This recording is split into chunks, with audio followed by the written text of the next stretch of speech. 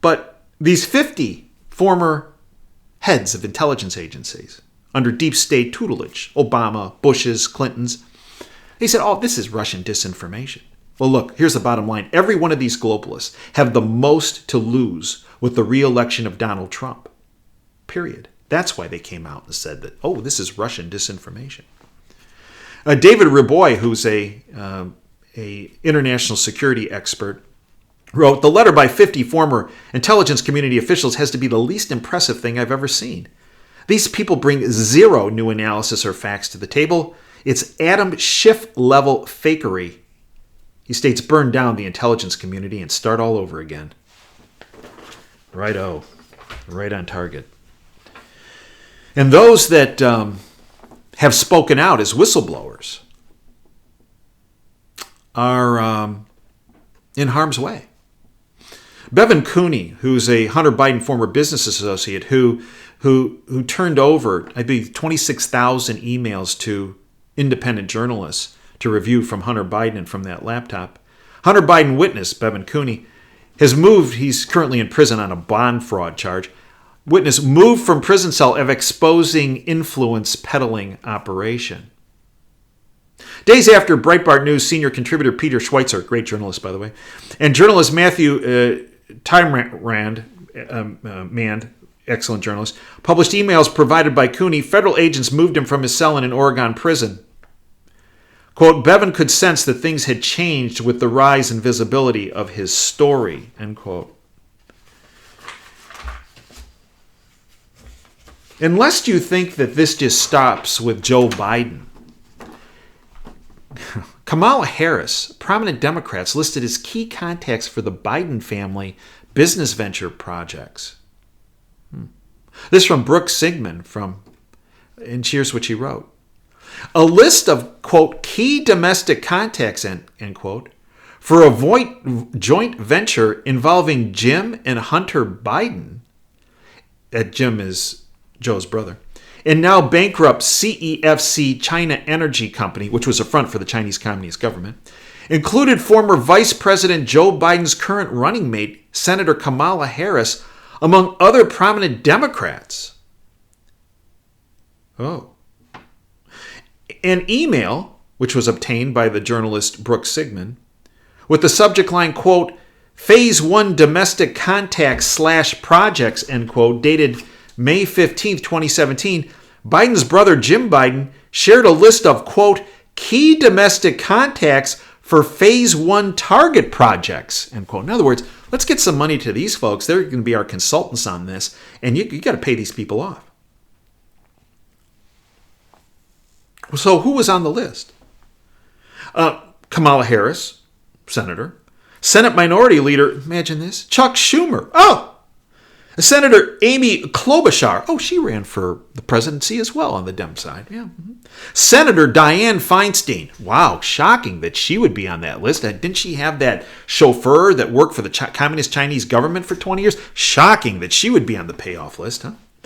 Senator Kristen Gillibrand. New York Governor Andrew Cuomo. Oh, imagine this. New York City Mayor Bill de Blasio. California Governor Gavin Newsom. Former Virginia Governor Terry McAuliffe, who, by the way, runs the money laundering operations for the Clintons.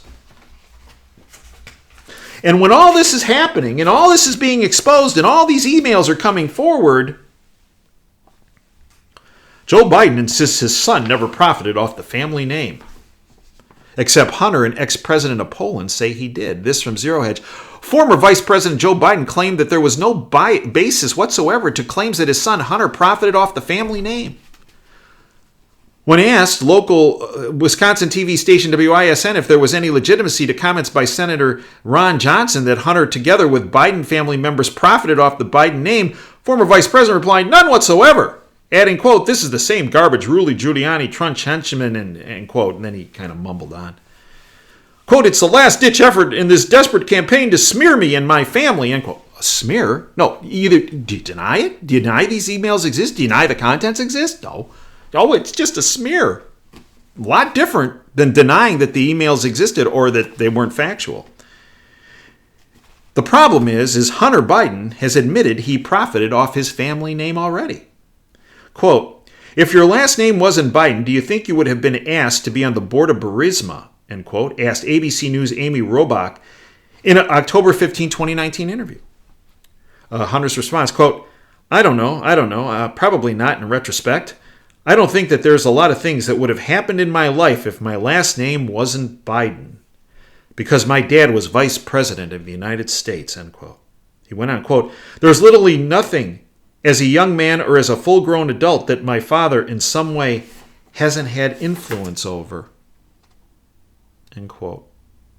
What's more, the former president of Poland, Burisma board member Alexander Kwanuski, said last November that Hunter was picked to sit on the company's board because of his last name was Biden. And I'm sure you saw Tucker's work, which is excellent, with Tony Bobulinski. Now, I have a friend who has known Tony Bobulinski for decades. And this is what he said about him. He is an incredibly honest person. He is extremely straightforward. And this person said to me, "You would be honored to have him marry one of your daughters." And I regard this person in the highest regard who told me this. Bombshell statement. Biden insider claims he was recipient of the email, says he witnessed Joe Hunter discussing deals about communist China. And that's Tony Bobulinski. Tony Bobulinski released a public statement backing up reporting of the New York Post and claiming that he personally witnessed Democrat presidential nominee, former Vice President Joe Biden, discussing business deals with his son, Hunter Biden. You are, I'm sure, well aware of this based on Hunter's fine work. From Sean Davis from The Federalist, an email to Hunter Biden's partner from a top Chinese official on July 26, 2017 shows the Chinese energy company CEFC proposed a $5 million, quote, interest-free loan, end quote, to the Biden family, quote, based on their trust on the Biden family, end quote. Sean Davis, again, less than 2 weeks later on August 8, 2017, $5 million was wired from a CEFC-affiliated investment vehicle to a Delaware, where's Joe Biden based? Yeah, his basement in Delaware. Delaware LLC, which spent the next year transferring nearly $4.8 million directly to Hunter Biden's firm, and this according to Senate investigators. We could go on and on. Let me bring you something a bit local. Codename Project Hanson involves a company here in Michigan. Insider documents reveal how Hunter Biden associates helped Chinese military contractor acquire a Michigan dual-use manufacturer which could be used for weaponry. This is from Breitbart News, Peter Schweitzer. In September 2015, the Obama administration approved the sale of a strategically sensitive Michigan manufacturer, Henge's Automotive, to a firm connected to Joe Biden's son Hunter, and a Chinese military contractor that was on the American watch list because of its close ties to the People's Liberation Army. Hunter Biden's equity fund, backed by the Communist Chinese government and the Chinese contractor Aviation Industry Incorporation, needed special approval for the deal from the Committee on Foreign Relations of Foreign Investment in the U.S., CFIUS, because Henenges produced technology with potential military use. And of course they got it because 2015 Joe Biden was the president. Just a phone call away. Okay? Just a phone call away. The Biden family sold out. Your family, my family, every American family. For money. Just from Joe Hoff, new emails from Biden's brother show Barack Obama was in on it. Shocking. Not. New emails from Steve Bannon's War Room showed that President Barack Obama was brought into the Biden schemes per an email from Biden's brother, James. James Biden sends an email to Robert Hunter Biden. You need to call me now. Just got off the phone with your father, Joe Biden. He's meeting with the Obama. Some outrageous acquisitions. We have the two biggest days of our business life in front of us. Well, how special is that? Well, come on. Barack and Michelle, they had to buy that huge home on Nantucket. God knows where else they have money stashed. Joe Biden gave us a heads up earlier this week about their voter fraud operation. And this is what General McInerney came forward with on my show on Sunday. Again, if you haven't listened to that video, it's on this platform. Listen to it and network it to anyone and everyone you know. It is critical because the way that we subvert their criminal vote rigging operation is us, the freedom fighters, showing up in mass and overwhelming the polls with our votes so that we negate the effect they can have in trying to steal it. In that video, in the description section, I have a link to the article written by investigative journalists Mary Fanning and Alan Jones entitled Biden Using Scorecard and the Hammer to Steal Another U.S. Presidential Election. Let me just give you a couple paragraphs from it. In February 2009, the Obama administration commandeered a powerful supercomputer known as the Hammer. The Hammer includes an exploit application known as Scorecard that is capable of hacking into elections and stealing the vote, according to CIA contractor turned whistleblower Dennis Montgomery, who designed and built the Hammer. The whistleblower tapes confidential audio recordings released by U.S. Judge Murray Snow's courtroom in November 2015 revealed that Scorecard was deployed by the Obama team against Florida election computers to steal the 2012 presidential election on behalf of President Barack Obama and Vice President Joe Biden. Scorecard is now being activated to steal the vote on behalf of Joe Biden once again. Biden utilized the Hammer and Scorecard while running for vice president in 2012. The votes are again being stolen on Joe Biden's behalf as he runs for the presidency of the United States in 2020. This time, Scorecard is stealing votes in Florida, Georgia, Texas, Pennsylvania, Wisconsin, Michigan, Nevada, and Arizona, according to Montgomery. Scorecard steals elections by tampering with the computers at the transfer points of state election computer systems and outside third-party election data vaults as votes are being transferred. The Democrats tested their technology during the Democrat primaries earlier this year. Otherwise, Bernie Sanders would have won the 2020 nomination. Scorecard was utilized on behalf of Joe Biden during the 2020 primary against Bernie Sanders. The Democrat primary was stolen from Bernie Sanders using this technology.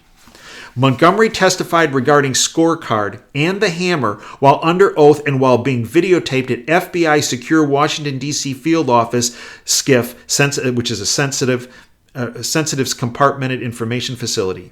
If the CIA whistleblower Montgomery had lied about anything in that interrogation, he would be in prison today for lying to the FBI. He is not in prison.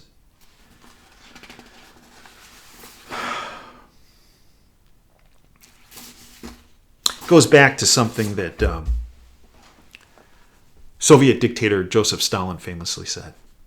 Quote, I consider it completely unimportant who in the party will vote or how. But what is extraordinarily important is this: who will count the votes and how they will do it. End quote. Now, let me play for you a brief clip from this past week. From when he staggered out of his basement this week, he mumbled the following. Now listen to this. Again, there are some huge cognitive issues with this guy, but occasionally he will tell you something that you need to know. Listen to this.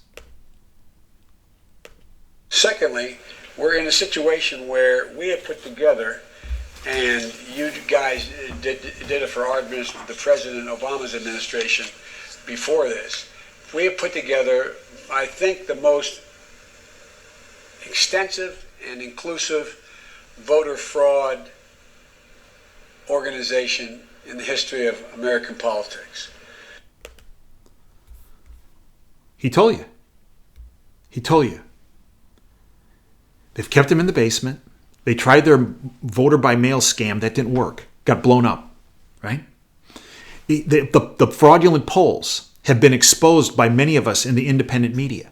That blew up. Because remember, that was supposed to demoralize you. That was supposed to get you to not show up to Trump rallies. Peaceful protest. That was to demoralize you, to make you just give up. That hasn't worked. Huge number of people coming out to the rallies. They're worried, and they're afraid that you're actually going to go and vote, and that you're going to get your neighbors to vote. So this has been their fallback. And this is when General McInerney got wind of this past weekend, that they were starting to see things starting to become operational with this. And that's why there are 3 things that have happened this weekend and going into today. 1, expose the criminal deep state operation. That's what we're doing. That's what we have been doing. That's what a number of people have been doing. 2, take that information to the highest level of the Trump administration. And I believe General McInerney and his team have done that. In fact, I am beyond confident of that. I believe that has in fact occurred. But the third part rests on us. The way we undermine, as Biden described it, his voter fraud operation, that, as he stated, started in the Obama administration. Here we go. The way we undermine this is by voting and getting everyone we know to vote and helping people to the polls. We overwhelm the system with our votes. And then, no matter how many votes they try to steal, we still got it in the bag. If I look at the information that's been provided to me on the inside about the internal polling that's occurring, legitimate internal polling, this should be a landslide victory for Donald Trump. The only way it is not, and they, at this point, I think they just want to get it close. Maybe even Trump even winning, but get it enough close so they can contest it, and they can throw up their hands, and they can do all their legal maneuvers, and they can do some back-end deals while things are, the smoke is in the air. No, what we need to do is overwhelm the polls so it's a landslide victory. Not only electorally, but with the vote. That's where we are. Each and every one of us is responsible for making this happen. Freedom's on the line. Our future's on the line. But I truly believe, under the leadership of Donald Trump, and look at this guy, he's doing 5 events a day. He was here in Michigan the other day, 35 degrees, sleet, snow. He's on the stage, and by the end of the thing, he's going, hey, I think it's warming up. I think I'm going to stay for a while longer. And he had 4 more to do. And he was going till 1 o'clock in the morning in Miami. And he's doing it, and he did it again on Monday, and here he doesn't stop. And he is our role model. And if he doesn't stop, we shouldn't stop. It's time to crawl over broken glass, to vote for Donald Trump, to vote for everybody on the right side of that ballot, and ensure your freedom, my freedom, every American's freedom. I thank you for your time. I hope you'll join us on the radio show. It's free every Sunday from 2 to 5 Eastern. Go to davejanda.com, hit the Listen Live button. It'll take you to Wham Talk 1600 streaming service. Hit that. Be part of our family. In addition, become a subscriber at davejanda.com. Biggest bang for the buck in all the internet. Extra shows, extra content, archives to all of our shows. $9 a month. Try it for a month. If you don't like it, get rid of it, but I'm not sure why. Because the information you get, you will never see in the bought-off, lamestream, fake media. I thank you for your time. Until next time, Dave Janda signing off. Dream big and dare to fail.